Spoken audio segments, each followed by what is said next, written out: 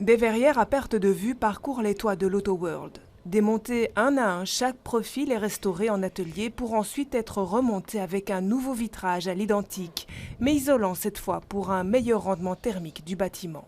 Autoworld présente une toiture beaucoup plus simple par rapport au musée d'art et d'histoire, donc les travaux peuvent avancer plus vite. Mais ça n'enlève rien à la difficulté de rénover cette façade à l'identique.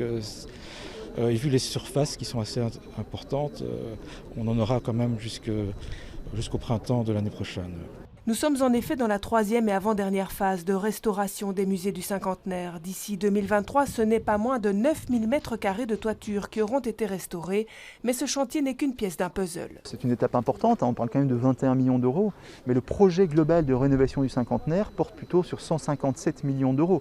Un master plan avec une rénovation de l'intérieur aussi des bâtiments, la rénovation du parc autour de nous. Donc c'est un projet beaucoup plus global qui vise effectivement à remettre en ordre totalement en fait, le site du cinquantenaire pour le bicentenaire. C'est intéressant d'entamer un trajet avec des artistes, avec des personnes du monde culturel sur finalement la vision qu'on veut donner à la Belgique et comment ce site peut finalement matérialiser et catalyser la vision que nous avons de la Belgique en 2030. D'ici là, ce sont les grandes verrières et les façades vitrées du hall de l'aviation du musée de l'armée qui doivent subir une restauration complète. Le revêtement de l'Arc de Triomphe va lui aussi être rénové. Une ultime phase d'un chantier mené sur 5 ans.